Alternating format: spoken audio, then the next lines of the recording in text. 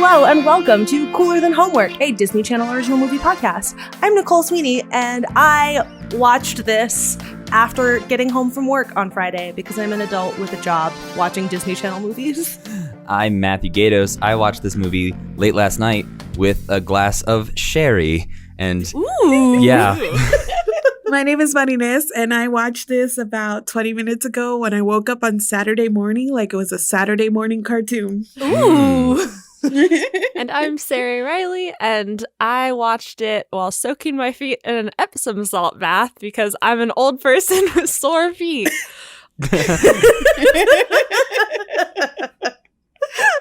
This week, we are discussing You Lucky Dog, the 1998 Disney Channel original movie. And to start us off, Matt is going to tell us all about this cast and where they are now. Which is gonna be a little sad. Oh, no. Oh, no. Yeah, so many people in this cast are dead, guys. Oh. Not dwell too much on that. First, we've got Mr. Kirk Cameron playing the lead role of Jack. And I'll go ahead and lump her in here while we're talking about him. Chelsea Noble plays Allison, the attorney, lawyer, whatever in this film. Those two, in real life, are a married couple. And have been married since they were like 21. And the only things I think I saw that she acts in to this day are the same things that he pretty much acts in, which are the Left Behind movies and the Saving Christmas from the atheist movies that he makes. Yeah, the only things the two of them still act in are the same projects.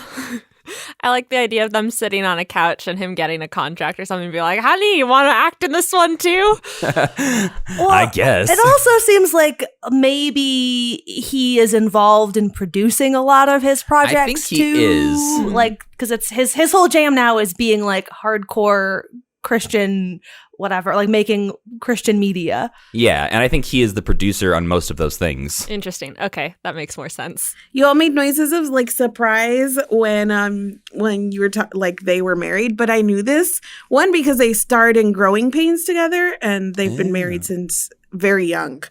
She was his love interest in that show, and it was one that I watched. And also because growing up Christian, you really didn't escape Kirk Cameron as like He won't the let one you. Christian celebrity, yeah. But we have Kirk. Great, thank you. It's everything I ever wanted. But yeah, their jam nowadays seems to be just like this Christian media that they do together. So Yeah, it's really interesting, and like it always like creeps up on me, and I could kind of forget about Kirk Cameron for a while, and then I see a trailer for Saving Christmas, and I'm like, oh right, that guy. that's what he's doing. Yeah, I also watched Growing Pains, but it is now at a point where as soon as I saw his face in this movie, like that is the mental association that I have. It's like Left Behind and all of that. Which it's all stuff that I didn't actually watch, but like I'm aware of it. Yeah, it's a little the Kirk Cameron-ness is tainted a little bit for me. Yeah. Also, not just because of the movies he makes, but also public statements he says. Yes, the words that come out of his human mouth. Yeah. So moving on to some of the supporting cast here, we've got the trio of Mr. Windsor's relatives, who are his two nephews and his niece. His one niece is played by Christine Healy, and she does just everything that's ever been on TV, pretty much. She has been on one episode of, so nothing, she's never had like a starring role, it seems. She's not in movies, just one episode of TV all the time. Kind of similar with John Delancey, who plays Lyle Windsor, one of the other nephews. Again, TV actor, ton of things. You've probably seen him in something because he's been in everything, including The West Wing, which is where I recognized him from. And then the third, let's say, stupider nephew is played by Taylor Negron, who is, in my memory, he is from Angels in the Outfield.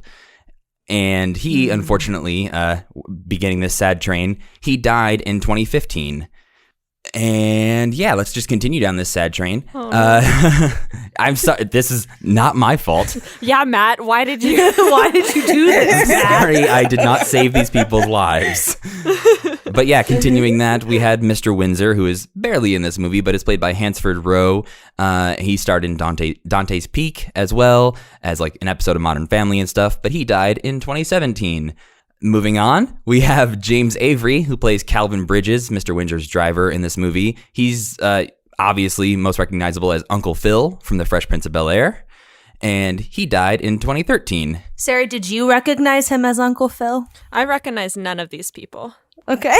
Oh, really? Yeah. Not even like Kirk Cameron? No. I live under... Oh.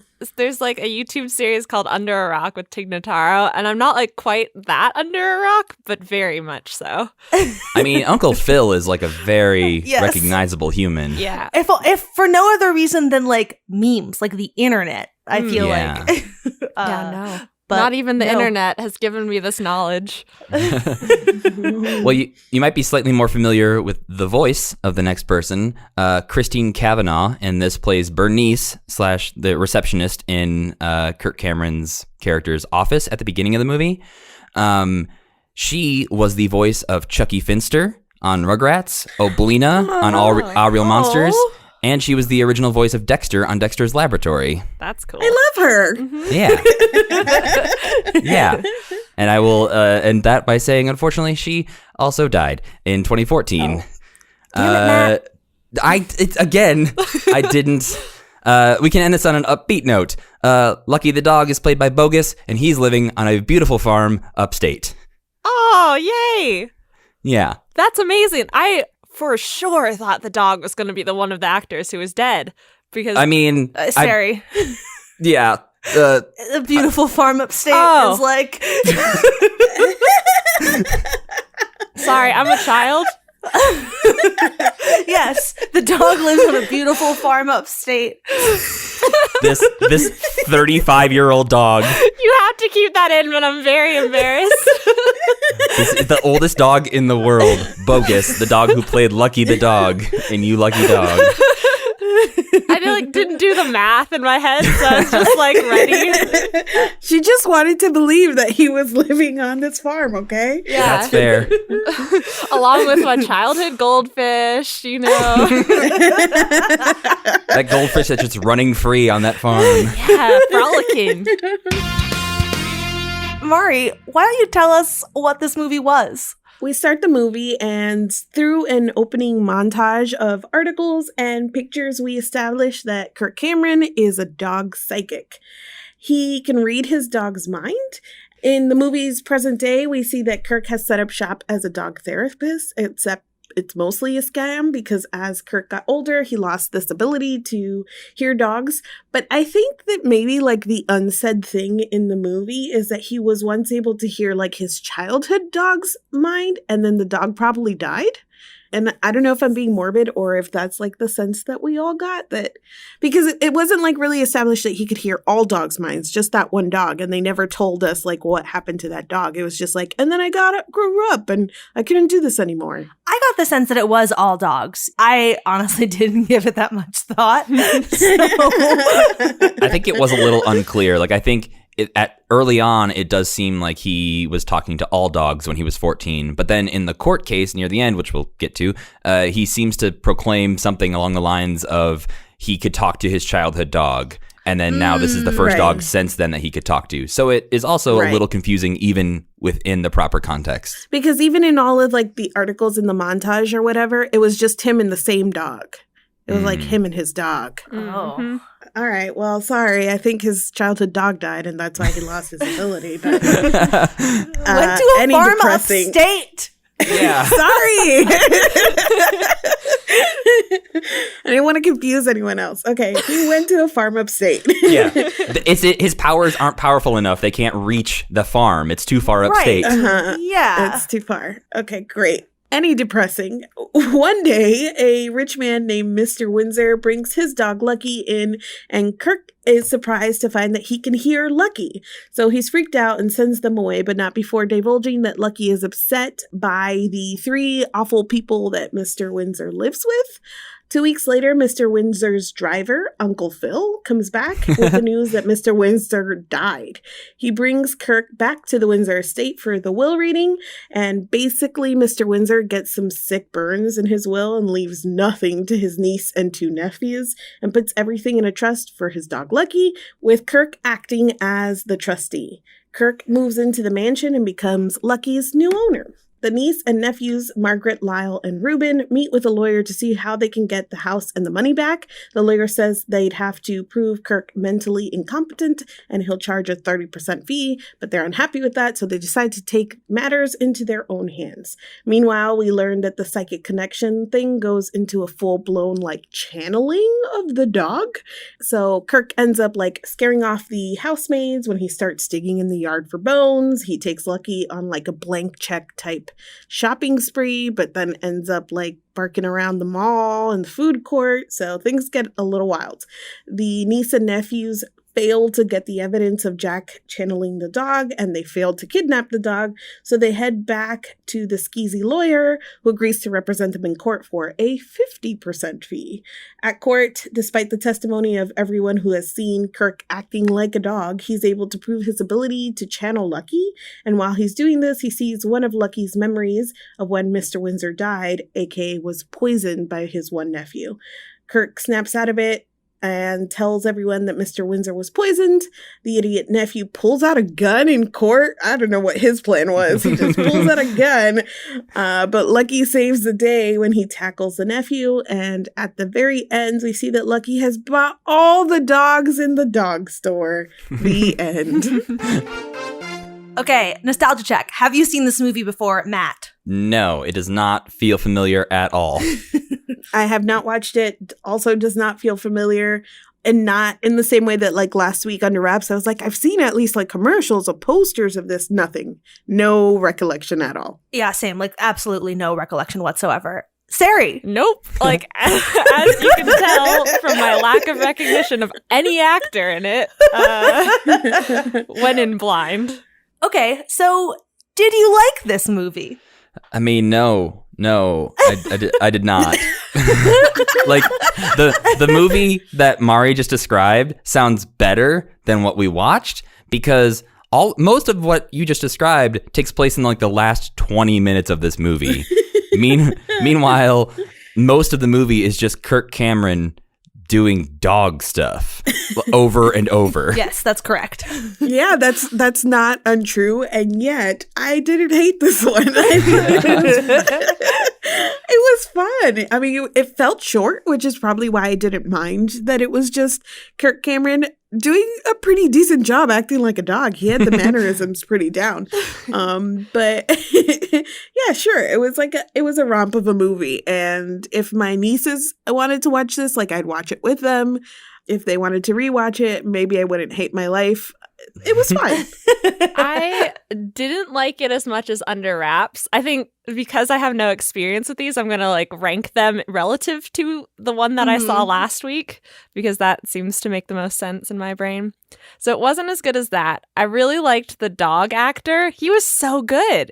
I haven't watched that many movies with dogs in them, but it was he did head nods and stuff like that. I don't know. I had a very dumb dog maybe growing up. She's great. I love her very much. But there's no way she could do a fraction of what Lucky did in this movie.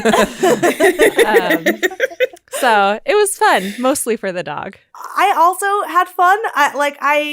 I think I had more fun with this than I did with Under Wraps, though maybe this is, because I've learned from Sari last time how best to take in this movie, so I didn't take notes while I was watching it, which I did last time. I learned that was bad. So I had more fun watching this one than I did watching that one. I was a little stressed out, though, because plots where someone is telling the truth and no one believes them stresses me out. This is the subject of many of my nightmares. So it stresses me out so much to watch that happening.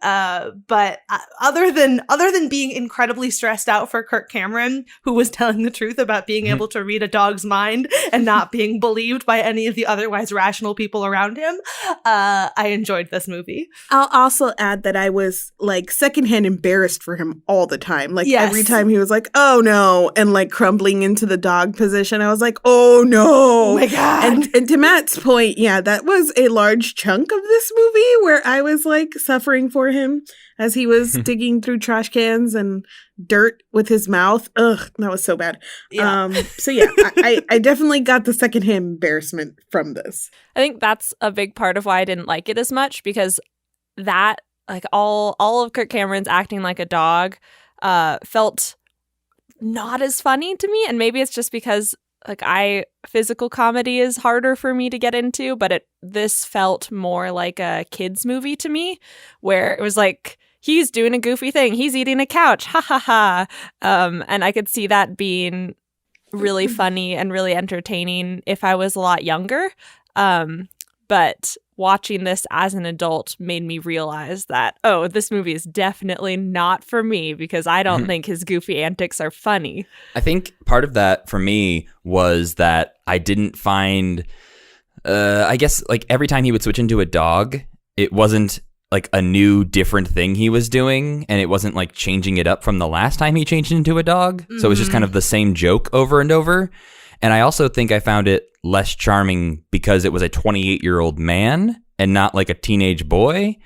And I don't know how many DComs don't have kids as their main stars, but I found that a little weird too, of like, this is a grown man starring in this DCOM, as opposed to later on when people turn into fantastical creatures and stuff. I don't want to spoil too much for Sari, but like when weird things happen to people in DCOMs in the future, my recollection is it's always a teenager in high school. Right. And so I think this was a little less charming for me than Under Wraps because of that. Yeah, he was a grown man acting like a boy. Like when he took his bubble bath, it just felt weird to me because I knew that he was an adult acting like a child because of his failed, I don't know. Yes. All that to say, same.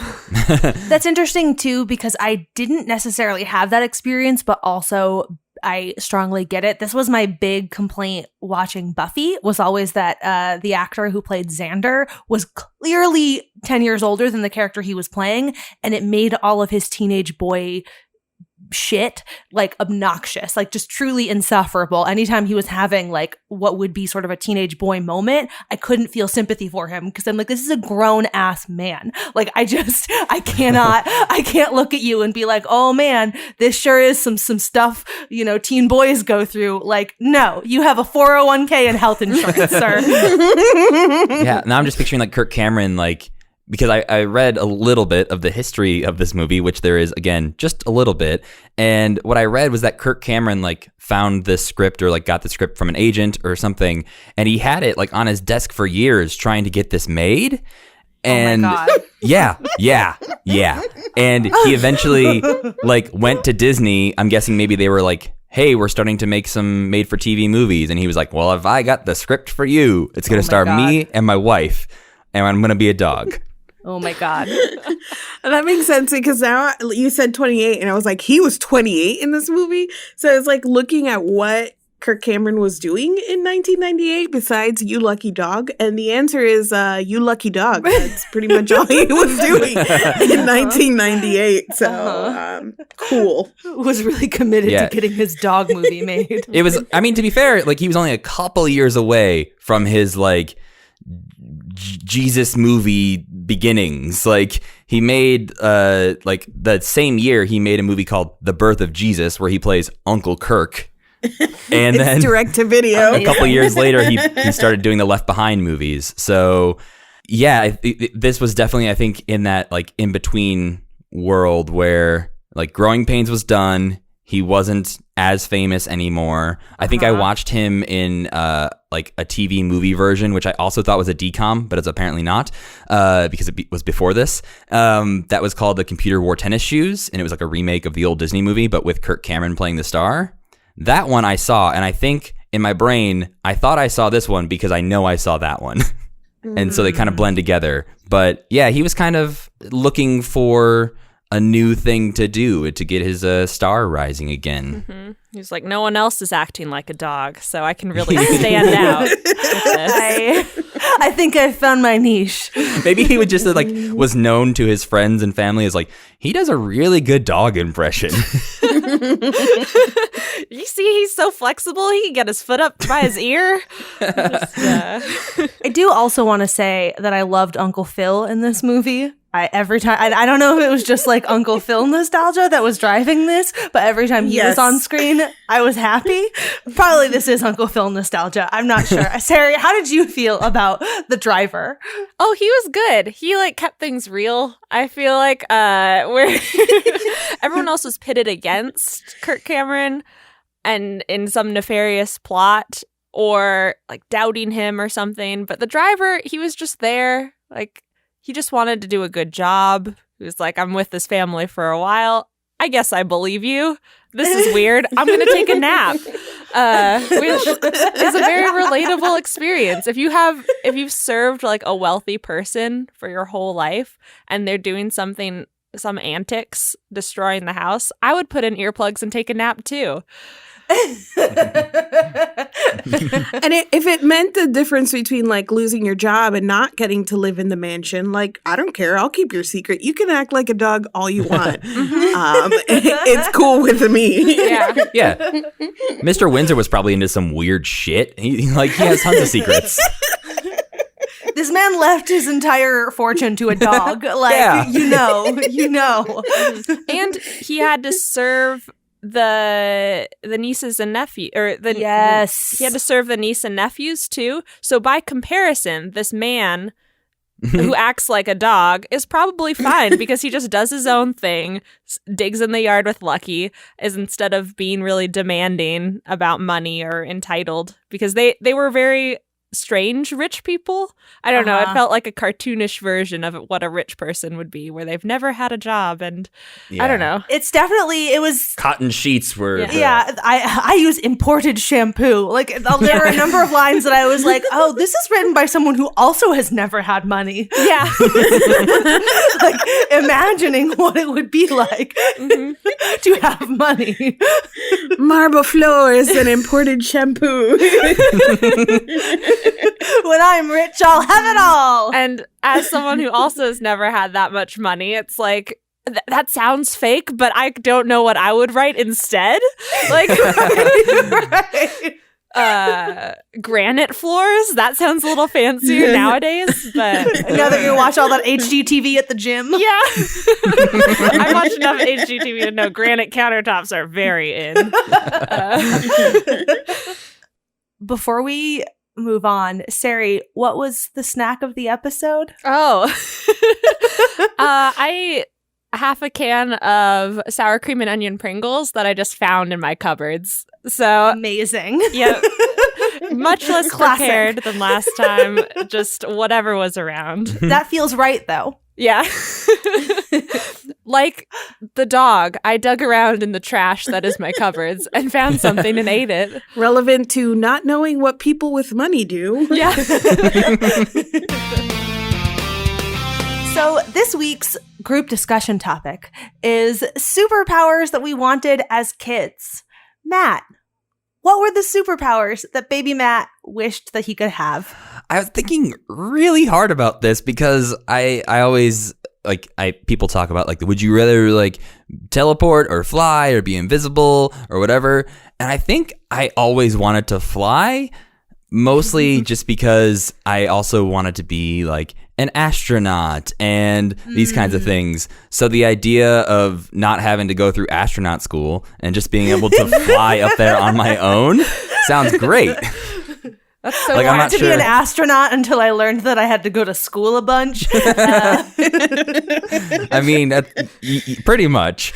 So I think obviously as far as like logical grown-up Matt goes, teleporting seems way cooler because you could just instantly be somewhere else. Right. And you can just vacation all the time if you wanted to.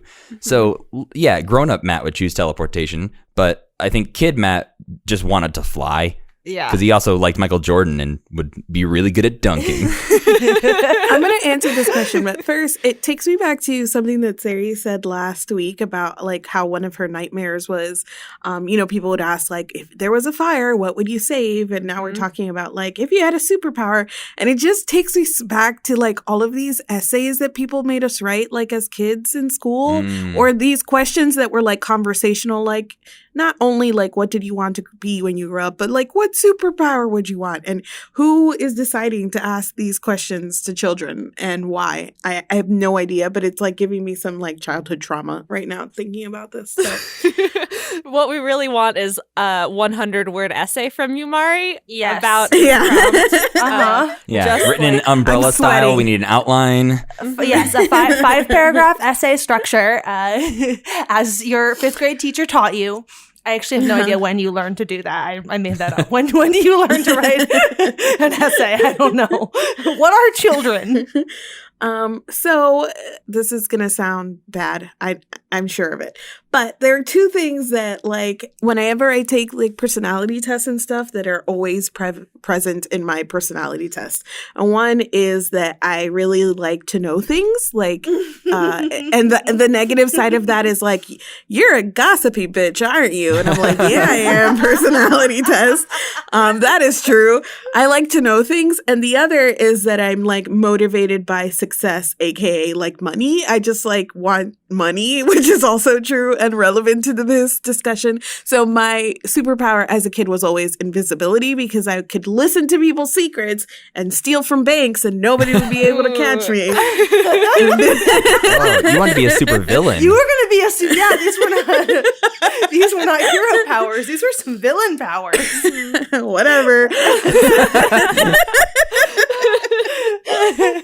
Or some kind of like vigilante hero, maybe. I don't Stealing know. from a bank is not a vigilante. Yeah. I was thinking about the invisibility more of like you could spy on bad people. I don't know. That's what I wanted though. So cool. Did anybody else want to be a villain as a child? The thing is that I love heroes, and if you would have asked me if I wanted to be a villain, the answer would have been no. However, I wanted to know things and have money, so that was my solution. Right. Well, no supervillain ever thinks of themselves as a supervillain, right? So, like, I'm the hero of my own story. Damn it! Yeah. So I was trying to think about this. And I don't know if this is prompted by the movie, but I genuinely can't think of anything else besides I would have wanted to talk to animals as a kid. I think I spent a lot of time mostly by myself, sometimes with my brother, sometimes with friends, but a lot of time just like wandering around the backyard and doing whatever, making art. Or I had this little journal that I would fill out where I wrote down things about like the plants and the bugs and other things that were in the yard. And so I feel like probably not mind reading, and I'd probably want to have a conversation with them instead of however the powers manifested in this movie, where he could like get a dog impulse or read the thoughts, but not talk back. I don't know. You would like to maintain your own autonomy. Yeah. I just want to know what the animals are thinking. But when I moved into high school, I was very into the idea of stopping time, but mostly so that I could sleep. So, because I had too many things. I was very, very busy all the time, and I wanted to pack more into my day. And so it'd be like, I would just wish I could stop time for 8 hours, sleep, unpause time, wake up, and then keep going, doing everything. So I just could do all the things and not worry about this boring human thing that I have to do, which is sleep. Basically, you were Hermione Granger in high school, which tracks. Yeah, that makes sense. 100% makes sense. Yeah, definitely wanted a time turner, would still want a time turner. If you have one, please send it my way.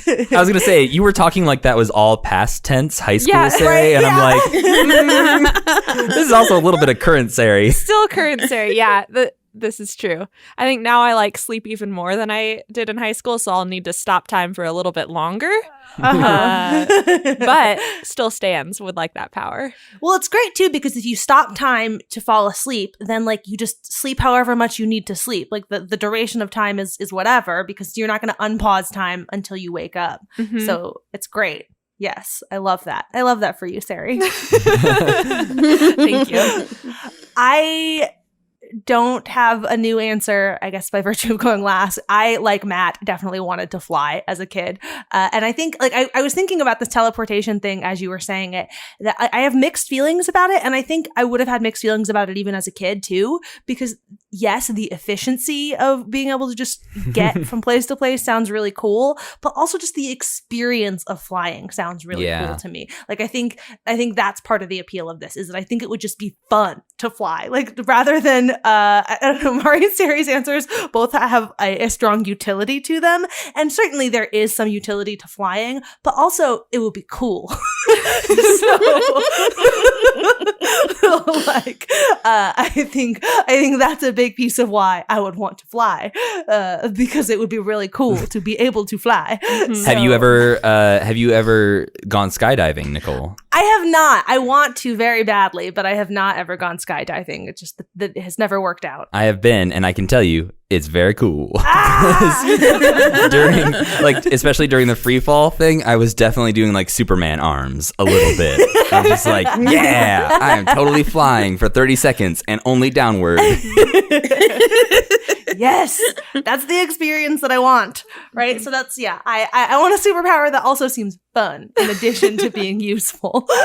Well, this also checks out because I was like a more nervous child. Flying does not seem fun to me. So it checks out with both of you that this is like a very cool thing that small Matt would want to fly all the way to space into the void and just going on an adventure. I'm too scared to do that. Flying sounds like falling. I don't know. Bad. All bad. I think so many of my like childhood things or like outlooks on life involve just getting to space somehow. Because I realized, like, as we were talking about this, that like one, maybe flying, like I would also have to have the superpower of like lung capacity or not freezing to death in the cold of space. But I also realized that, like, I've literally told this to people before, that like if, you know, ghosts are real and I die and come back as a ghost, all I'm gonna do is go to space. Like, because no one has ever said like that there are restrictions on where a ghost can float to. Right. So I'm just gonna keep floating forever outward. And just that's explore everything that there is to explore. Exactly. And so if I could fly and have the lung capacity and not freezing to death thing, I would do the exact same thing. I would just fly outward forever. That literally sounds like hell to me. No, I super definitely, like, I get it. And it's funny too, because you were talking about needing to know things or whatever. And when I think about like the thing about space that stresses me out the most is the fact that like we're gonna know all sorts of cool stuff long after I'm dead, and I'm really upset that I'm never gonna get to know all that stuff about space. So that's why you gotta go haunt big Pluto. Same. I'll be out there haunting space with you, Matt. Yeah. Space. Even teleportation kind of falls under this umbrella. Is like you just teleport to the moon for a second and then come back before you die. But then you don't fly to the moon, Sari. Yeah. I don't understand. As someone who doesn't think any of this sounds fun, I don't know what the joy is. Is the joy floating for a really long time? Is the joy floating for a really space? long time? All the cool shit you would see as you were floating? Like, there's like the journey, right? I don't know. Yeah, I could fly super fast. You couldn't tell anybody. You'd just be like, that's cool. That's cool. Oh, that's cool. It's like you wouldn't be able to share or experience with anybody. It'd just be forever. At some point, it would stop being cool. I'm okay with testing those limits. Yeah, there's so much space, Mari. There's a so lot much of space. It goes on forever. I'm with you, Mari. If I'm a ghost, I'm gonna haunt Earth and overhear conversations, and it's gonna be great. I'm I'm glad that we're like at least evenly split. So Yes. that no one of us feels Nobody weird feels left out. Yep. Yeah. about our desires to either haunt space or haunt humans. Those are the two genders: haunt space or haunt humans. Feel free to self-identify in the comments. We need like cooler than homework team jerseys of some sort. That's like team haunt space or team haunt earth. All right. Well, now it's time to talk about the lessons that we learned this week on Cooler Than Homework. Matt. I learned that you should embrace life and live every moment as if you could run out in the street and get hit by a bus. Because that's what that dog taught me in this movie. Actually, a direct dialogue. Yeah, that's the words he says when he's channeling through Kirk Cameron. Live like you were dying. I didn't think about how this lesson of the episode would track with my earlier comments, and everyone's just going to leave this episode thinking I am a supervillain. However, Amazing. or maybe not. This is nice. If you have a rich uncle, be nice to him, because if you're not, then you'll get written out of the will. Also, probably be nice to be like a nice person and all, but even if it's just from the practicality standpoint of it, like, why would you be mean to your rich uncle? I don't understand. Get that money. At least your lesson was to be nice to him and not to poison him. So No. on the right track. Thanks. My answer is going to make me sound more like a supervillain because it's It is poison your uncle. if you want to poison your rich uncle, don't do it in front of the dog because dogs are watching.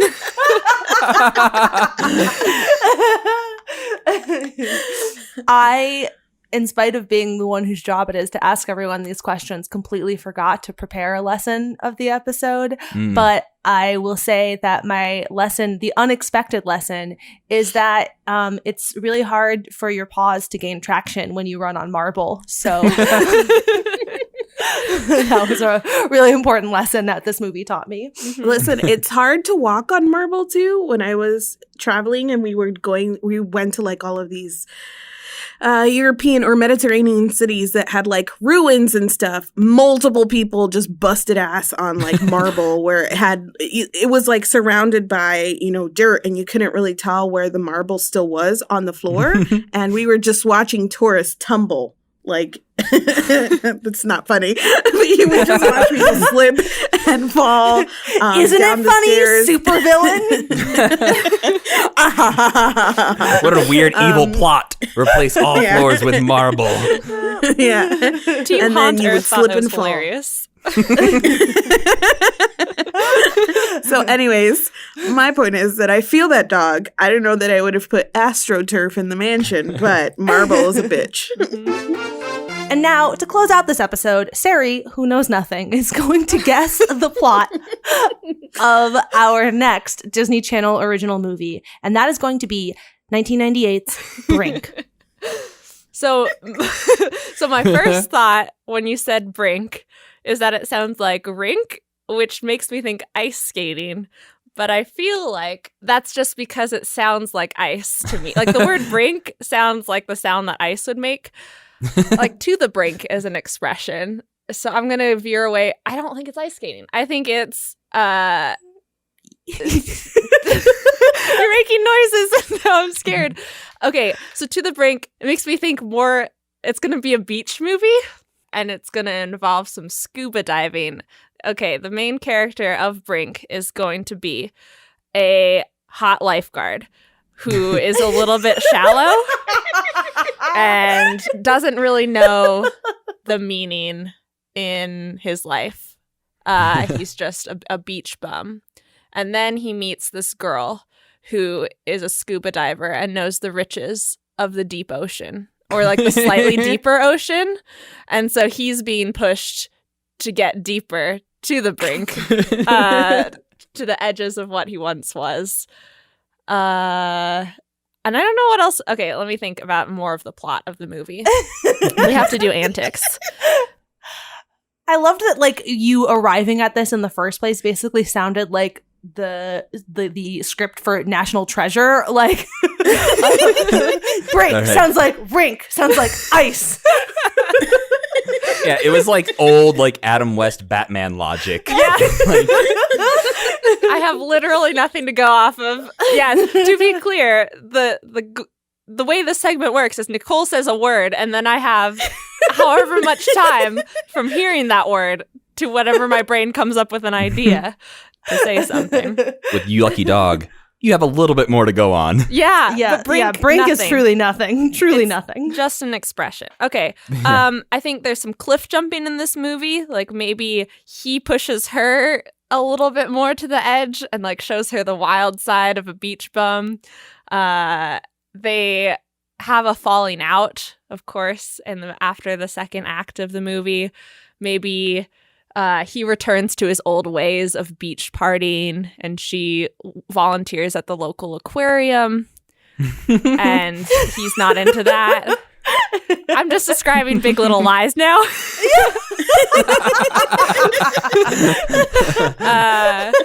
And the burgeoning relationship between Shailene Woodley and the aquarium boy. But yes, and then it ends with them both jumping off of a boat together into the deep ocean. Symbolic. Symbolic, yeah, of Yes. they trust each other. He's no longer shallow. He's no longer shallow. She trusts him and is willing to go on this adventure and be a little bit reckless. No more shallow scuba diving either. And they yell, "To the brink!" as they jump in. Oh, man.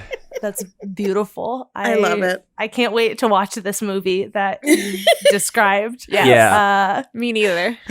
Let's say, how far into You Lucky Dog did you get before you went, oh, I was wrong?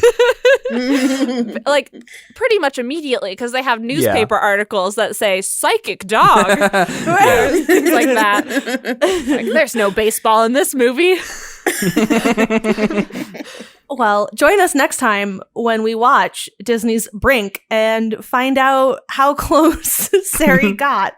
I will also leave you with the tagline of the movie, which is "It takes a champ to stay in line." So, Oh no. Could apply to a lifeguard too. He's got the whistle. Stay in line, kids. This is it. This is my final pitch. Thank you all for listening to Cooler Than Homework. If you are enjoying this podcast, please rate and review it wherever you are listening to it. We would love to hear all of your thoughts on this episode and on the classic film You Lucky Dog. There will be a post dedicated to this episode up on SnarkSquad.com, or you can find us all on Twitter. I am at Sweeney Says. I am at Matthew Gatos. You can find me at My Name is Marines. And I'm at C.E. Riley.